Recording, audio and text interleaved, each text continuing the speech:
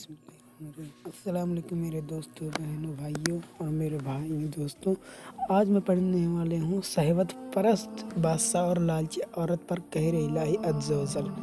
حضرت سیدنا میسر رحمۃ اللہ علیہ فرماتے ہیں کہ بنی اسرائیل میں ایک بہت عبادت گزار لکڑہارا تھا۔ اس کی بیوی بنی اسرائیل کی عورتوں میں سے سب سے زیادہ حسین و جمیل تھی۔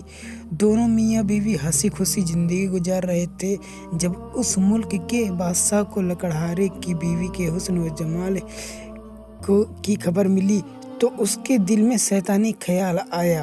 اس نے طے کر لیا کہ میں کسی طرح عورت کو ضرور حاصل کروں گا۔ چنانچہ اس ظالم و شہوت پرست بادشاہ نے ایک بڑھیا کو اس لکڑہارے کی بیوی کے پاس بھیجا تاکہ وہ اس سے ورگلائے اور لالچ دے کر اس بات پر آمادہ کرے کہ وہ لکڑہاری کو چھوڑ کر شاہی محل میں ملکہ بن کر زندگی گزارے۔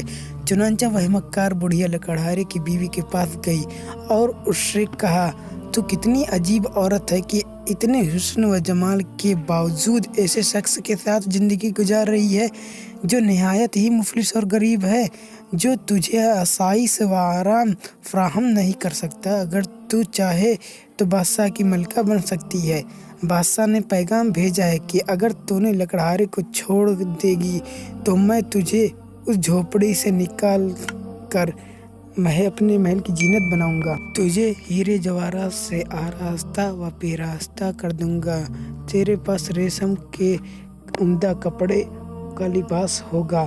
ہر وقت تیری خدمت کے لیے کنیزیں اور خدام ہاتھ باندھے کھڑے ہوں گے اور تجھے اعلیٰ درجے کے بستر اور تمام سہولتیں مل جائیں گی۔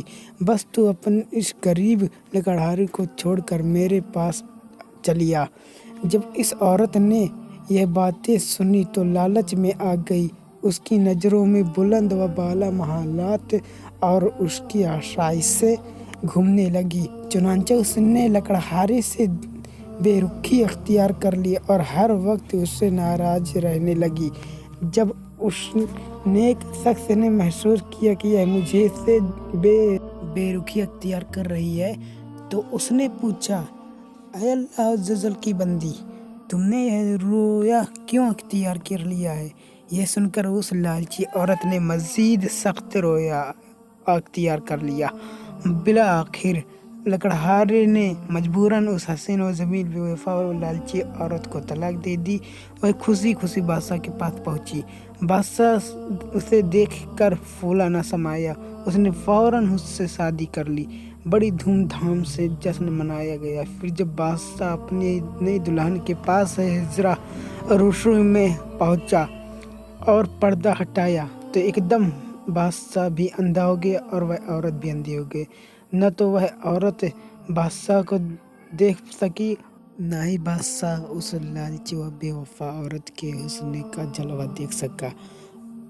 پھر بادشاہ نے اپنی دلہن کی طرف ہاتھ بڑھایا تاکہ اسے وہ چھو سکے، لیکن اس کا ہاتھ خشک ہو گیا۔ پھر اس عورت نے بادشاہ کو چھونا چاہا تو اس کے ہاتھ بھی خشک ہو گئے۔ جب انہوں نے ایک دوسرے سے بات کرنا چاہی تو دونوں ہی بہرے اور گونگے ہو گئے اور ان کی شہوت بالکل ختم ہو گئی۔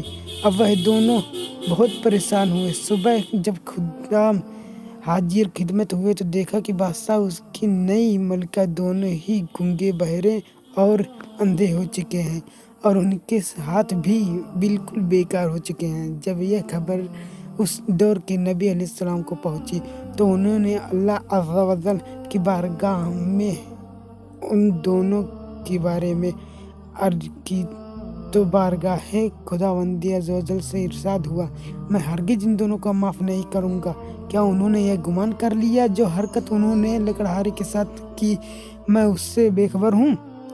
اے ہمارے اللہ عز و جل، ہمیں اپنے عذاب سے محفوظ رکھ، ہمیں دنیا اور عورت کے فتنے سے محفوظ رکھ، ہماری خطاؤں کو اپنے فضل و کرم سے معاف فرما، دنیا کی محبت سے بچا کر اپنے پیارے حبیب صلی اللہ علیہ وسلم کے عشق حقیقی کی دولت سے مالا مال فرما، آمین وجعلنا نبی الامین صلی اللہ علیہ وسلم۔ السلام علیکم ورحمۃ اللہ وبرکاتہ۔